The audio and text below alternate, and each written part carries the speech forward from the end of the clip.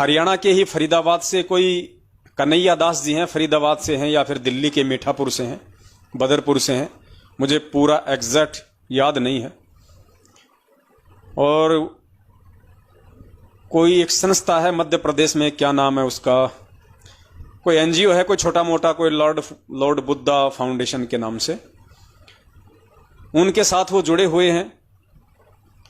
और उस पूर्ण ब्रह्म परमेश्वर सतगुरु रामपाल जी भगवान की जमानत के वो लोग ठेकेदार बने हुए हैं कि हम गुरु जी को निकलवाएंगे तो ही गुरु जी बाहर आएंगे, नहीं तो नहीं आएंगे।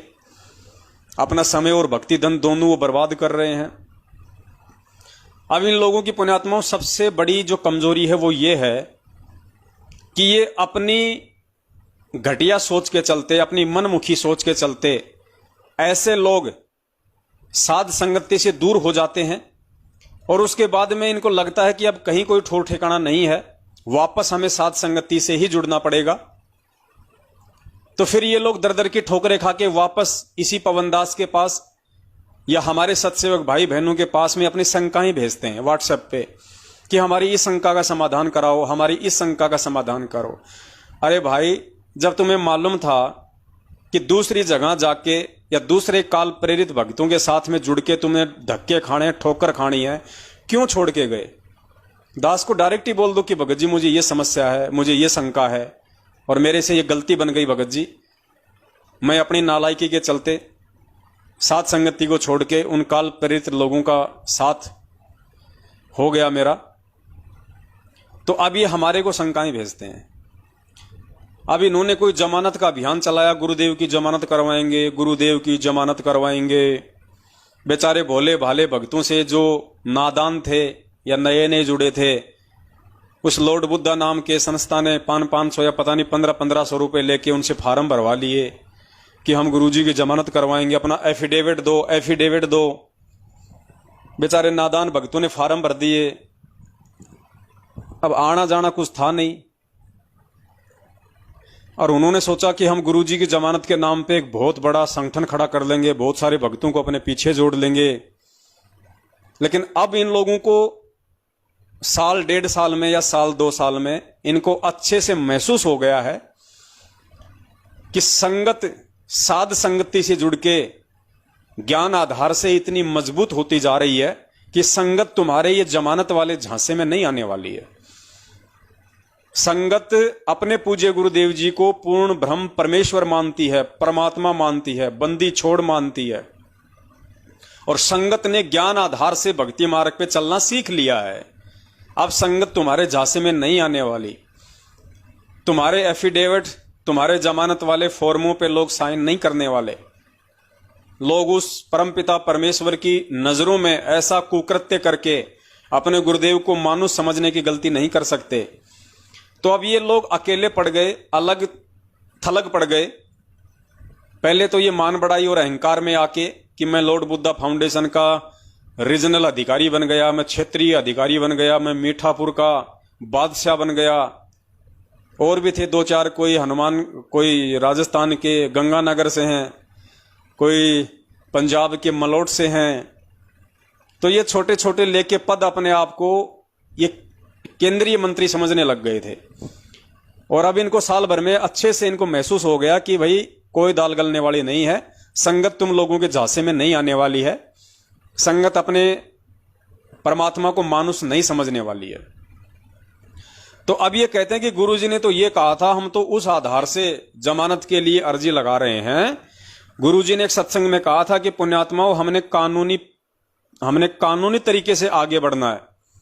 ना हमने कभी कानून को हाथ में लिया, ना हम लेंगे, और हम कानूनी तरीके से ही आगे बढ़ेंगे। हमें अपने परमात्मा पे विश्वास है। इस छोटे से सत्संग का ये लोग हवाला देते हैं, जो सत्संग परमपिता परमेश्वर ने बरवाला कांड 2014 से पहले किया था। और इसी आधार पे गुरुदेव के उस सत्संग के संकेत को ना समझ के, इशारे को ना समझ के, क्योंकि पुण्यात्मा दास पहले भी कह चुका है, धरती पे तत्वदर्शी संत प्रकट है। और उस तत्वदर्शी संत के सत्संगों को समझना श्रीमद् भागवत गीता को समझने से भी टेढ़ी खीर है। आप गीता को समझ सकते हैं, लेकिन गुरुदेव के सत्संगों में जो संकेत हैं, जो इशारे हैं, उनको समझना बेहद मुश्किल है।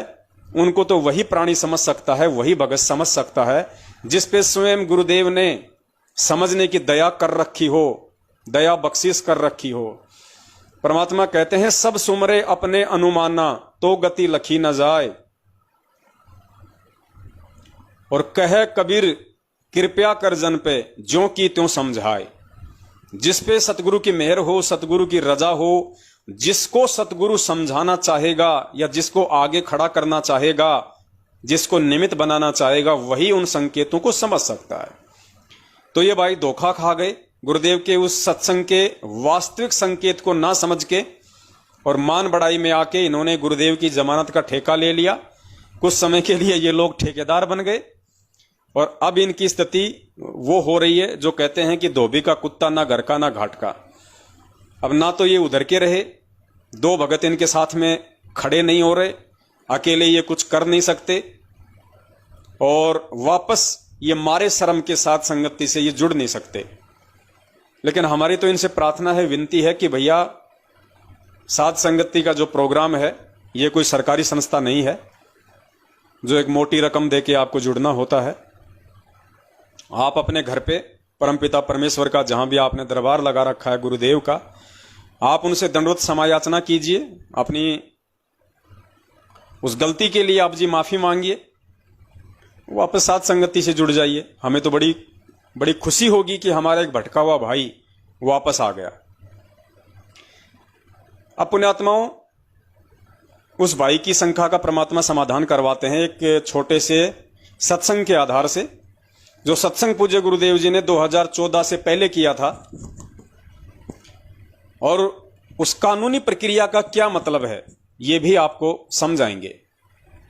पहले आप पूज्य गुरुदेव जी का ये सत्संग सुन लीजिए।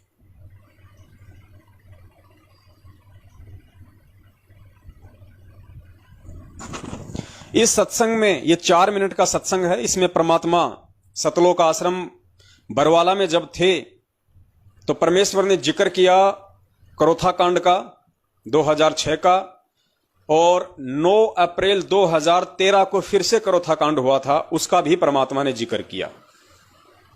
तो परमेश्वर ने जिक्र करते हुए ये कहा है कि भक्तों, तुमने जो शांति दिखाई है 9 अप्रैल 2013 के करोथा कांड में, आगे भी तुमने इसी प्रकार से शांति दिखानी है। भक्तों की रहनी करनी इसी प्रकार की होनी चाहिए। आप लोगों ने मेरी आत्मा को गदगद कर दिया। काफी बातें गुरुदेव ने सत्संग में बताई है कि भगत का काम होता है, भगत कभी डरता नहीं और भगत किसी से कभी लड़ता नहीं है। तो परमेश्वर को मालूम था, क्योंकि गुरुजी अंतर्यामी हैं। 9 अप्रैल 2013 की वो घटना थी, और 18 नवंबर 2014 को गुरुदेव की आंखों के सामने बरवाला कांड घूम रहा था। अंतर्यामी को मालूम था। तो परमेश्वर ने सतलोक आश्रम मैनेजमेंट हरियाणा वालों को और उन तमाम भगत आत्माओं को जो 2014 के बरवाला कांड में काल प्रेरित सतलोक आश्रम मैनेजमेंट हरियाणा की साजिश का हिस्सा बनने वाले हैं, जाने अनजाने में, उन सभी आत्माओं को चेताने के लिए, उनको जागरूक करने के लिए परमेश्वर ने सत्संग में यह संदेशा दिया था कि बच्चों, शांति रखना, धैर्य रखना, क्योंकि मालिक को पता था कि काल कांड करवाएगा। और जो मैनेजमेंट है, जो मेरा भाई है, मेरे बेटा बेटी हैं, मेरे रिश्तेदार हैं, वो काल प्रेरित हो चुके हैं, वो अपनी मर्यादा तोड़ चुके हैं, मुझसे दूर हो चुके हैं। ये लोग काल के एजेंट बनेंगे और काल इन लोगों को मोहरा बना के बरवाला कांड करवाएगा। तो परमेश्वर ने इस 4 मिनट के सत्संग के माध्यम से भक्तों को आगाह किया था कि बच्चों, जो शांति तुमने 9 अप्रैल 2013 करोथा कांड में दिखलाई है, वही शांति, उसी प्रकार का जो मतलब कि व्यवहार होता है कि संत ना छोड़े संतता, चाहे कोटिक मिले असंत। भगत किसी भी स्थिति में अपना होश नहीं खोता है, भगत जोश में नहीं आता है, भगत को भगवान पे विश्वास होना चाहिए। ये सारी बातें परमेश्वर ने जोर देके इस 4 मिनट के सत्संग में समझाई। और यही वो कारण था जो परमेश्वर ने कहा था उस सत्संग में कि हम कानूनी तरीके से चलेंगे। अर्थात गुरुदेव ये समझाना चाह रहे थे, बरवाला कांड से पहले उन काल एजेंटों को कि भैया हम भगत हैं, हमारा काम है अपने भगवान पे विश्वास करके अपनी भक्ति करना। परमात्मा अनजान नहीं है, परमात्मा नादान नहीं है, या परमात्मा असमर्थ नहीं होता है, वो सब कुछ करने में समर्थ होता है। तुम्हारा काम है अपनी भक्ति करना, ज्ञान को आधार बना के चलना। भक्तों का काम लड़ाई झगड़ा करना नहीं होता है, ये कानूनी लड़ाई है। हम कानूनी तरीके से ही हम इसको लड़ेंगे। अर्थात गुरुदेव के कहने का मतलब यह था कि नालायकों, 2014 बरवाला कांड में अगर तुम्हें मेरे ऊपर विश्वास नहीं है, अगर तुम्हें अपने गुरु पे विश्वास नहीं है, तो कम से कम कानून पे तो विश्वास रखो। ये कानूनी लड़ाई है। तुम लाठी भाठों से, पेट्रोल से, पत्थरों से, डंडों से और बंदूकों से प्रशासन के सामने नहीं लड़ पाओगे। और ये कानूनी लड़ाई हम कानूनी तरीके से ही हम लड़ेंगे। अर्थात ये जो कानूनी जो तरीका था, जिसका हवाला आज ये गुरुजी की जमानत के ठेकेदार लॉर्ड बुद्धा फाउंडेशन वाले और हमारे कन्हैया भाई साहब जैसे लोग लिए बैठे हैं, ये जो सत्संग है परमात्मा का, ये 2014 बरवाला कांड के लिए था कि हम कानूनी तरीके से चलेंगे। ना कानून को हमने कभी हाथ में लिया, ना हम कभी कानून को हाथ में लेंगे, क्योंकि गुरुदेव को पता था कि काल इस मैनेजमेंट को मोहरा बना के मेरे बेटा बेटी, भाई बंधु, रिश्तेदार, दामाद और कुछ नालायक स्टेट कोऑर्डिनेटरों को मोहरा बना के और कानून वालों के सामने इनको खड़ा कर देगा।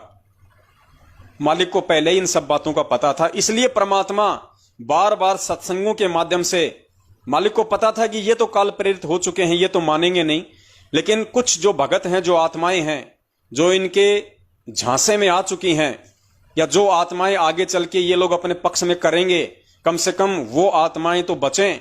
जो काले कमांडो ये बनाएंगे, जो सफेद कमांडो बनाएंगे, भक्तों के हाथों में लठ पत्थर पेट्रोल बम देके पुलिस वालों के सामने मरने मारने और लड़ने के लिए आश्रम के बाहर उनको खड़ा किया जाएगा।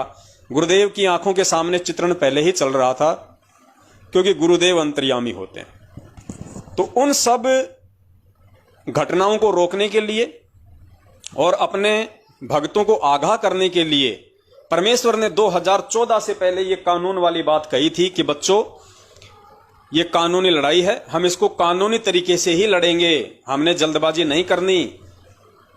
कोई दूसरा जो घटिया जो कदम है, जो कर्म है, वो हमने नहीं उठाना। ये था तो परमेश्वर का सत्संग, इस मकसद को लेके। और इन लॉर्ड बुद्धा फाउंडेशन वालों ने जो बरवाला कांड के बाद में गुरुजी से नाम दीक्षा लिए हैं, देखा देखी में जुड़ गए। और परमात्मा कहते हैं, ज्ञान संपूर्ण हुआ नहीं, हृदय नहीं छदाए, और देखा देखी भक्ति का रंग नहीं ठहराए। तो ये मान बढ़ाई के पुजारी, इन्होंने सोचा कि संत रामपाल जी महाराज जी की संगत भी वैसे ही होगी जैसे बाबा जय गुरुदेव की है, आसाराम जी की है, धन धन सतगुरु वाले की है। थोड़ा बहुत इनको लोभ लालच दो, थोड़ा बहुत इनको थोड़ा सा डिफरेंट दिखाओ अपने आप को कि हम गुरुजी के लिए ये करना चाहते हैं, हम ये कर रहे हैं, तो संगत मूर्ख है, हमारे पीछे जुड़ जाएगी। और मेरा जो एनजीओ है, मुझे मेरे एनजीओ के सदस्य बढ़ाने का मौका मिल जाएगा। उनका मकसद था ये। और 500 रुपए के नाम पे वो एफिडेविट बनवाना, फार्म भरवाना, उस संस्था का भक्तों को मेंबर बनाना। तो इन्होंने हो सकता है 20, 30, 40 हजार रुपए भी अपने जेब में डाल लिए। तो मकसद इन लोगों का ये था। अब आप पूज्य गुरुदेव जी का 4 मिनट का वो सत्संग सुनिए, जिससे आपको क्लियर हो जाएगा कि वास्तव में गुरुदेव का मकसद वो कानूनी जो दाव पेच वाली बात है कि हम एक कानूनी लड़ाई कानून के हिसाब से ही हम लड़ेंगे, केवल 2014 के बरवाला कांड को हल्का करने के लिए या रोकने के लिए और अपनी उन तमाम आत्माओं को आगाह करने के लिए था, ना कि आज वर्तमान में गुरुदेव की जमानत के ठेकेदार बनने के लिए।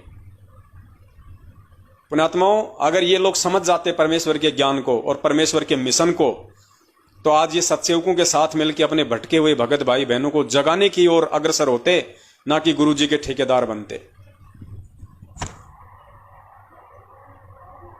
भगत बीज पलटे नहीं, चाहे आए पड़ोसो झोल, और जय कंचन बिष्टा पड़े, घटे नेता का मोल। यदि सोने को, गोल्ड को टट्टी के अंदर डाल दिया जाए, उसकी कीमत कम नहीं होती। जिसको पता लगता है कि गोल्ड है, उठाकर साफ करके और अपनी तिजोरी में रख लेता है। तो पुण्यात्मा, हमारे ऊपर जो गंद डाला था, आज जनता को पता चला कि सोने के ऊपर ये दुष्ट लोगों ने कूड़ा करकट डाल दिया था। आज साफ होने पर पता चला कि who is Rampal, who is Kabir God, और क्या था सतलोकाश्रम करो था की सच्चाई।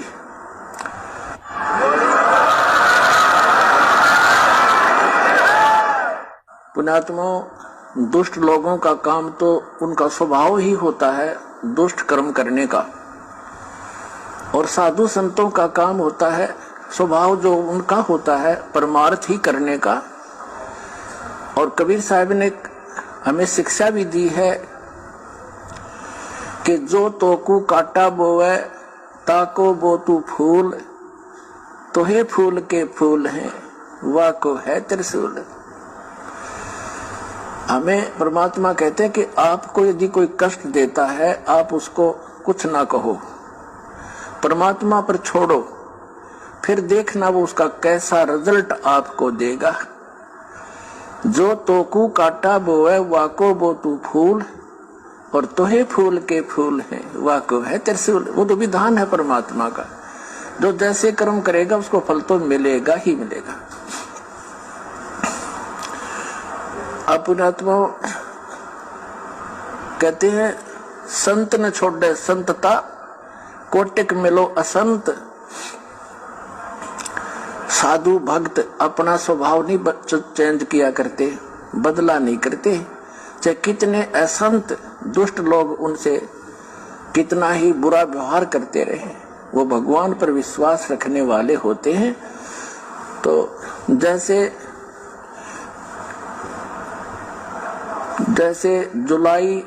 12 जुलाई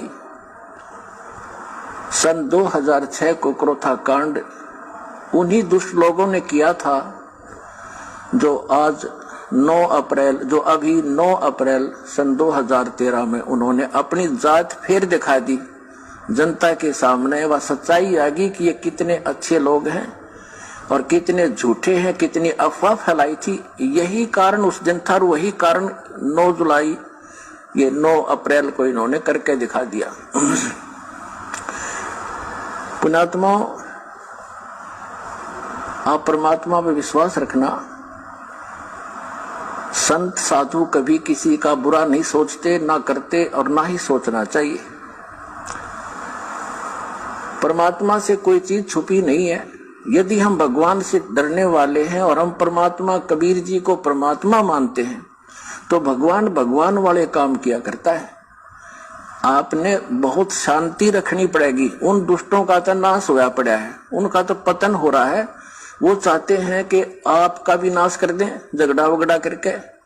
आपने जो सही देखो पुण्यात्माओं, यहाँ गुरुदेव कितने प्यार से आने वाली उस घटना से अपने बच्चों को बचाने के लिए समझा रहे हैं कि पुण्यात्माओं, अगर आपको भगवान पे विश्वास है, अपने कबीर परमात्मा पे विश्वास है, तो भगवान वाले काम किया करता है। और आगे पूज्य गुरुदेव जी उन काल प्रेरित सतलोक आश्रम मैनेजमेंट हरियाणा वालों से संगत को आगाह कर रहे हैं, क्योंकि पुण्यात्माओं 2014 के बरवाला कांड में आर्य समाजियों का -0% भी कोई लेन देन नहीं है। 2014 के बरवाला कांड में 0% भी लेना देना किसी भी आर्य समाजी का नहीं है। और यदि किसी आर्य समाजी का लेना देना है तो दास कई बार बोल चुका है, पिछले 7 वर्षों से तकरीबन 700 बार बोल चुका है। यदि 2014 का बरवाला कांड आर्य समाजियों ने करवाया है या 2014 के बरवाला कांड में किसी एक भी आर्य समाजी का हाथ है, तो जाहिर सी बात है हमारे गुरुदेव तो अपने बयानों में इस बात का जिक्र करेंगे, क्योंकि गुरुदेव तो वैसे भी अंतर्यामी है और मालिक तो कभी झूठ बोलते नहीं। तो गुरुदेव ने कोर्ट में अपने जो बयान दिए होंगे, पुलिस प्रशासन को अपने जो बयान दिए होंगे, उन बयानों में परमात्मा ने 2014 बरवाला कांड का दोषी किसको बताया है। अगर आर्य समाजियों का दोष है तो सतवादी परमात्मा तो आर्य समाजियों का नाम लेगा, और यदि सतलोक आश्रम मैनेजमेंट हरियाणा का दोष है तो गुरुदेव उन्हीं का नाम लेंगे। लेकिन 7 साल हो गई सतलोक आश्रम मैनेजमेंट हरियाणा वालों को इन्होंने संगत में अपने गुरुदेव के बयान की एक भी कॉपी वायरल नहीं की, क्योंकि इनको अच्छे से पता है कि गुरुदेव ने तुम्हारे खिलाफ बयान दे रखे हैं, क्योंकि बयान इन लोगों के पास में, इनके वकीलों के पास में, एपी सिंह के पास में। लेकिन इन लोगों ने संगत को ना कभी सच्चाई बताई कि गुरुजी ने तो सतलोक आश्रम मैनेजमेंट हरियाणा और अपने परिवार वालों के खिलाफ ही बयान दे रखे हैं कि बरवाला कांड के असली दोषी ये हैं। तो इन्होंने तो हमें बयान नहीं दिए, लेकिन परमपिता परमेश्वर ने बहुत बड़ी हम पे मेहर की, हम पे दया करी। जेल जाते जाते परमात्मा ने मीडिया के सामने अपनी एक छोटी सी बाइट जो दी थी, उन्होंने इंटरव्यू दिया था, उसमें गुरुदेव ने स्पष्ट कर दिया कि बरवाला कांड का दोषी कौन है। मीडिया वालों ने कहा कि बाबा आप अपने आप को संत कहते हैं, आपके आश्रम में आपके वहां पे इतने जो है वो गुंडे खड़े थे, काले कपड़े वाले खड़े थे। तो गुरुजी ने पूरी दुनिया के सामने लाइव कहा मीडिया को कि वो मेरे नहीं थे, वो राष्ट्रीय समाज सेवा समिति अर्थात सतलोक आश्रम मैनेजमेंट हरियाणा के थे। तो मीडिया कर्मी ने कहा कि बाबा समिति आपकी तो है, तो गुरुदेव ने कहा कि नहीं, समिति मेरी नहीं है। पुण्यात्माओं, ये सतवादी भगवान है, धरती पे प्रकट है, इसकी लीलाओं को समझना आम व्यक्ति के बस की बात नहीं है। परमेश्वर को मालूम था गुरुजी अंतर्यामी होते हैं, उन्हें पता था कि ये काल भगवान इस मैनेजमेंट को अपने आगोश में ले चुका है, और ये लोग, क्योंकि काल कभी सच्चाई को ऊपर नहीं आने देता, हमेशा सच्चाई को छुपाता है, झूठ को अपना हथियार बनाता है, पाखंड को अपना हथियार बनाता है। तो गुरुदेव को पता था कि मेरे बयान संगत में वायरल नहीं किए जाएंगे, और संगत मेरी वैसे ही मूर्ख है, 90% संगत वैसे ही भेड़ चाल में चलने वाली है। इसलिए गुरुदेव ने जाते जाते हम सत्सेवकों पे एक बहुत बड़ी मेहर की, दया की, और सबसे बड़ा सबूत, सबसे बड़ा अपना बयान पूज्य गुरुदेव ने जाते जाते मीडिया के सामने कह दिया कि मेरे बच्चे मेरे इस शब्द को आधार मान के, क्योंकि जो मेरे अधिकारी हंस हैं, भगत हैं, वो मेरे वचन पे विश्वास करेंगे कि उनका सतवादी गुरु कभी झूठ नहीं कह सकता, गुरु कभी दोगली बात नहीं कहेगा, गुरु की करनी और कथनी में अंतर नहीं हो सकता। संत वचन पलटे नहीं, चाहे पलट जाए ब्रह्मांड।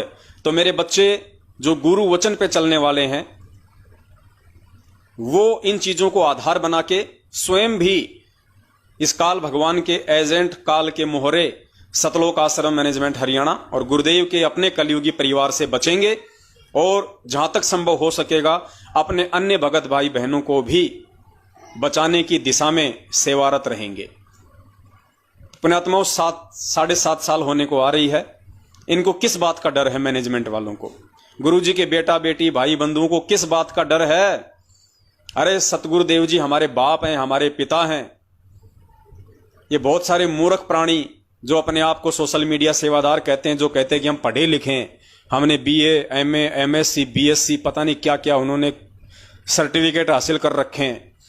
और जब हम भगत समाज को ज्ञान आधार से कहते हैं कि भैया इस 8 तारीखों पे जाने के आदेश गुरुदेव के नहीं है, धक्के मत खाओ, जाके भगवान को दुखी मत करो, मालिक के वचन पे चलो, भगवान पे विश्वास करो, ये परमात्मा है, घर बैठ के अपनी भक्ति करो उनके आने तक। जब गुरुदेव आ जाएंगे तो जहां गुरुदेव आएंगे वहीं पे हम सब चलेंगे। तो ये नादान प्राणी अपने आप को जो पढ़े लिखे कहते हैं, जो मूर्खों की संख्या में हैं, ये कहते हैं कि यदि तुम्हारा खुद का बाप आज अगर हिसार जेल में होता तो भी क्या तुम मुझसे मिलने नहीं जाते तारीखों पे? अब इन नादानों को कौन समझाए? अब मैं तुमसे सवाल करता हूं, यदि तुम्हारा खुद का बाप हिसार जेल में बैठा होता तो भी क्या तुम उन वकीलों से अपने बाप के बयानों की फोटोकॉपी नहीं मांगते? क्या तुम ये जानने का प्रयास नहीं करते कि मेरे बाप ने कोर्ट में पुलिस के सामने किसके खिलाफ और क्या बयान दिए हैं, ताकि उसी आधार से मैं कानूनी जो प्रक्रिया है मैं उसको आगे बढ़ाऊं?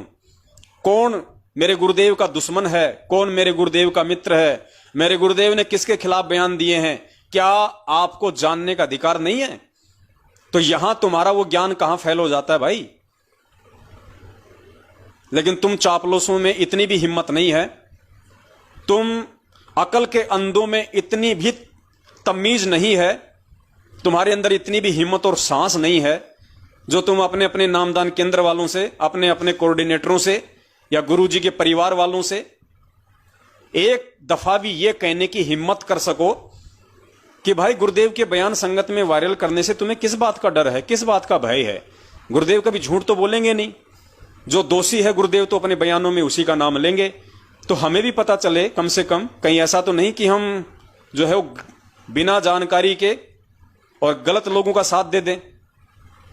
तो कम से कम हमें गुरुजी के बयान तो दिखा दो, सही क्या है और गलत क्या है। लेकिन 90% चापलूस संगत की आज औकात नहीं है कि वो इन काल एजेंट सतलोक आश्रम मैनेजमेंट हरियाणा वालों से, अपने अपने फर्जी नामदान संचालकों से और मूर्ख कोऑर्डिनेटरों से इस बात का सवाल कर सकें, अपने ही बाप के बयानों की फोटो कॉपी मांग सकें। तो तुम काहे के भगत हो, काहे की तुम भक्ति कर रहे हो, ड्रामा कर रहे हो, ड्रामा। और ये ड्रामा करने वाले देखना आने वाले समय में इनके पंख काट लिए जाएंगे काल भगवान के द्वारा। तो यहां गुरुदेव समझा रहे हैं कि पुण्यात्माओं, भगत कभी भी अपना संयम नहीं खोता है। और अगर तुम्हें विश्वास है कि who is Rampal, who is Kabir गोड, तो तुम्हारे को विश्वास रखना चाहिए। और फिर आगे गुरुदेव कह रहे हैं कि उन दुष्टों का तो नाश होया पड़ा है। किन दुष्टों का? यहां गुरुदेव संकेत कर रहे हैं अपने परिवार वालों का, सतलोक आश्रम मैनेजमेंट हरियाणा का, उन तमाम स्टेट कोऑर्डिनेटरों का जो 2014 से पहले ही काल प्रेरित होकर महेंद्र भगोड़े के आश्रम में चापलूसी करने लग गए थे। गुरुजी को कम और अपने सेकंड गुरु महेंद्र भगोड़े को ज्यादा महत्व देने लग गए थे, जो काल प्रेरित हो चुके थे। गुरुदेव को पता था कि ये इस कांड में मुख्य भूमिका निभाएंगे, ये काल का मोहरा बने हुए हैं। तो गुरुदेव कह रहे हैं कि उन दुष्टों का तो नाश होया पड़ा है और वो चाहते हैं कि तुम्हारा भी नाश कर दें, अर्थात संगत का भी नाश कर दें। मालिक को पता था कि बेचारी भोली संगत को कि कमांडो बना के खड़ा करेंगे। बताओ, हम पूर्ण परमेश्वर की भक्ति कर रहे, हम अपने आप को कबीर पंथी कहते हैं। और कबीर पंथ की तो वैसे भी एक पहचान है सफेद पोशाक। सफेद पोशाक यानी शांति का प्रतीक, सहजता का प्रतीक, साधुता का प्रतीक, विनम्रता का प्रतीक, आधीनी का प्रतीक। इन्होंने उन सभी मापदंडों के विपरीत और बेचारे हमारे जैसे युवा भक्तों को उस समय, जिनको इतना ज्ञान नहीं था, जो गुरुदेव के सत्संगों पे इतना विचार नहीं कर पाए थे, बेचारों को काले कपड़े पहना के, हाथों में डंडा, पत्थर, पेट्रोल बम दे दे के और उनको कमांडो बना दिया। गए थे आश्रम में भक्ति करने, बना दिया हमारे को वहां पे कमांडो, गुंडा और मवाली, गुरुदेव को बदनाम करवाने के लिए, आश्रम को नष्ट करवाने के लिए, संगत को छिन्न भिन्न करवाने के लिए। तो मालिक को पता था, अंतर्यामी को, इसलिए गुरुदेव बार बार सत्संग में इन बातों का जिक्र किया करते थे कि भक्तों, यदि तुम्हें विश्वास है अपने भगवान पे तो भगवान भगवान वाले काम किया करता है, तुम कानून हाथ में मत लेना। संत का काम होता है सहजता में रहना। जो तोको काटा बोवे ताको बो तू फूल, गुरुदेव कह रहे हैं। और फिर परमात्मा कह रहे हैं उन दुष्टों का तो नाश होया पड़ा है, वो तो चाहते हैं कि तुम्हारा भी नाश कर दें, अर्थात संगत का भी नाश कर दें। और उन्होंने बरवाला कांड में काफी संख्या में संगत का भी नाश कर डाला, जिसके विषय में गुरुदेव पहले से ही आगाह कर रहे थे। सुनिए। परमात्मा से कोई चीज छुपी नहीं है। यदि हम भगवान से डरने वाले हैं और हम परमात्मा, कबीर जी को परमात्मा मानते हैं, तो भगवान भगवान वाले काम किया करता है। आपने बहुत शांति रखनी पड़ेगी। उन दुष्टों का तो नाश होया पड़ा है, उनका तो पतन हो रहा है। वो चाहते हैं कि आपका भी नाश कर दें झगड़ा वगड़ा करके। आपने जो संयम दिखाया 9 अप्रैल सन 2013 में करोथा के अंदर, मेरी आत्मा गदगद कर दी। बच्चों, तुमने साधुता दिखाई और आगे भी इतना संयम रखना। कहते हैं हस्ती डर माने नहीं जो स्वान बुकाई, और शीश महल को देख कर वो भौंक भौंक मर जाएंगे। गुरुदेव कह रहे हैं कि बच्चों, तुमने 9 अप्रैल 2013 में करोथा में जो संयम दिखाया, जो साधुता दिखाई, आगे भी तुमने ऐसी ही साधुता दिखानी है। आगे मतलब पुण्यात्मा, गुरुदेव को पहले ही पता था कि 1 साल बाद में बरवाला कांड होने जा रहा है। इसलिए गुरुदेव इस 2013 के सत्संग में कह रहे हैं कि आगे भी ऐसी ही साधुता दिखानी है, अर्थात कानून हाथ में नहीं लेना, किसी भगत के बहकाव में आके तुमने सामने वाले के साथ में अभद्रता वाला व्यवहार नहीं करना, लाठी भाठे नहीं चलाने। परमेश्वर अंतर्यामी को पहले ही पता था, इसलिए गुरुदेव कह रहे हैं कि आगे भी ऐसी ही साधुता दिखाना। लेकिन पुण्यात्मा भगत समाज परमेश्वर के इन इशारों को नहीं समझ पाया। ये दास भी निकृष्ट नीच व्यक्ति जो इन काल एजेंटों के बहकाव में आके वहां पे काले कपड़े पहन के वहां पे कमांडो बन के खड़ा हुआ था। क्योंकि 13 या 12 अप्रैल 2013 को दास ने नाम लिया था, 1 साल ही हुआ था नाम लिए हुए। अगले साल इन दुष्टों ने वहां पे करोथा कांड करवा दिया, बरवाला कांड करवा दिया। हम लोग इतना ज्ञान से परिचित नहीं थे, नहीं समझ पाए थे उस परमपिता परमेश्वर के दर्द को, और हम भी इनकी साजिश का शिकार हो गए थे वहां पे। लेकिन 2015 के बाद में परमात्मा ने ज्ञान योग खोला, परमेश्वर ने सद्बुद्धि बख्शी, सारी घटनाओं से परमात्मा ने रूबरू करवाया, और आज परमेश्वर शायद दास के उस पाप कर्म को आज ये सेवा दे के साध संगति वाली अपने भाई बहनों के साथ में मिलके परमेश्वर की चर्चा, उनकी महिमा का गुणगान करने की सेवा देके शायद परमात्मा इस नीच के उन पाप कर्मों को धो रहे हैं, साफ कर रहे हैं, जो दास ने अनजाने में, क्योंकि पुण्यात्माओं नहीं ज्ञान था इतना, और हम तो अपने गुरुदेव का आदेश समझ के ही वो सब कुछ कर रहे थे। जैसा कि आज 90% संगत उसी राह पे चल रही है जिस राह पे नादाने में हम 2014 में चल रहे थे। आज ये जितने भी लोग इन फर्जी नामदान केंद्रों पे जाते हैं, इन फर्जी आश्रमों में जाते हैं, इनको ज्योति पाठ और दान का पैसा देते हैं, ये कुपात्र पैसा लेने के अधिकारी नहीं है। गुरु बिन माला फेरते, गुरु बिन देते दान, गुरु बिन दोनों निष्फल है, चाहे पूछो वेद पुराण। गुरु बिन दान पुण्य जो कर ही, मिथ्या होय कबू न फल ही। आज उस 90% संगत की जो आज इन काल प्रेरित लोगों के पीछे लगी हुई है, आज इनकी वो स्थिति है जो स्थिति मुझ पवन दास की 2014 में बरवाला कांड के समय थी। तो मुझे तो ये उम्मीद है कि जैसे परमेश्वर ने मुझ नीच पे दया की इन बातों को समझने और समझाने की, आने वाले समय में यदि कोई अच्छी आत्मा होगी तो परमात्मा उस पर भी दया बख्शेंगे। तो सारी चीजें परमात्मा ने पहले ही क्लियर कर दी थी। तो वो जो कुछ भाई इस समय 5-7 जो उस लॉर्ड बुद्धा नाम की संस्था के पीछे लग के पागल हो रहे हैं और गुरुदेव की जमानत के ठेकेदार बने फिर रहे हैं, उनको परमपिता परमेश्वर जी के इस सत्संग को आधार बना के ये समझना चाहिए कि वो बात जो गुरुदेव कह रहे थे कि हमने ना कभी कानून तोड़ा है ना तोड़ेंगे और हम कानून के हिसाब से ही हम चलेंगे, ये बातें गुरुदेव उन काल एजेंटों को 2014 बरवाला कांड से पहले बार बार समझा रहे थे कि नालायकों कानून हाथ में मत ले लेना, आगे भी ऐसी साधुता दिखाना, आगे भी ऐसा व्यवहार करना, बदनामी का कारण मन मत बन जाना। लेकिन काल एजेंट थे, परमेश्वर की मर्यादा से दूर हो चुके थे, और कुछ रजा इसमें उस परमात्मा की भी होती है। मालिक को भी ये देखना था कि देखे 27 साल से मैंने जो ज्ञान दिया है भगत समाज को, 5-10 साल अगर मैं इनसे दूर हो जाता हूं तो मेरे ज्ञान पे वो कितना टिकते हैं, कितना चलते हैं। यहां खाली आश्रम में शनिवार और रविवार के दिन खाली खीर खाने आते थे या सत्संग सुनने आया करते थे।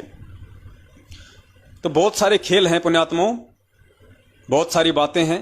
परमेश्वर धरती पे प्रकट है और हर प्रकार से परमात्मा इस जीवात्मा का बल निकालेगा, चारों दिशाओं से इसकी बुद्धि को ओपन करेगा,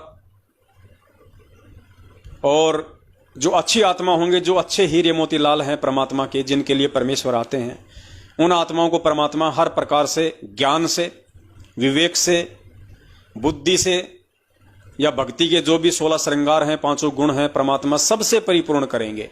अगर कोई होना चाहेगा तो उम्मीद करता हूं अनजाने में परमपिता परमेश्वर जी की जमानत के ठेकेदार जो लोग बने हुए हैं उनके कुछ समझ में आया होगा, नहीं आया है तो उनको समझने का प्रयास करना चाहिए और इस समय का सदुपयोग अपनी भक्ति में करना चाहिए।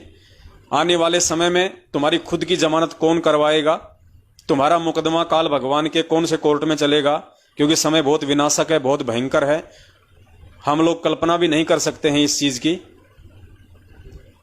ऐसा समय आने वाला है क्योंकि देश और दुनिया ने अपने पैर पे खुद ही कुल्हड़ा मार लिया। अपने पैर पे खुद ही कुल्हाड़ा मार लिया। सन 1994 से 2014 तक पूज्य गुरुदेव ने दुनिया को समझाने में कोई कसर नहीं छोड़ी, दुनिया को चेताने में कोई कसर नहीं छोड़ी, लेकिन दुनिया ने भी मूर्खता और मंदबुद्धिता दिखाने में बिल्कुल भी कसर नहीं छोड़ी। पूज्य गुरुदेव के ज्ञान को स्वीकार नहीं किया। जो आत्माएं उनके ज्ञान को समझ पाई, स्वीकार कर पाई, वो आज सत्सेवकों की लिस्ट में है, वो साध संगति से जुड़ी हुई है। और दुनिया की तो हम क्या बात करें, 90% खुद गुरुदेव के भगत भी नहीं समझ पाए, गुरुदेव के भगत भी उनसे परिचित नहीं हो पाए, उनके विधान और भक्ति संविधान से अपरिचित रहे, जिसके चलते आज 7 साल से इतना समझाने के बाद भी वो 90% संगत अपनी मनमानी और घटिया हरकतों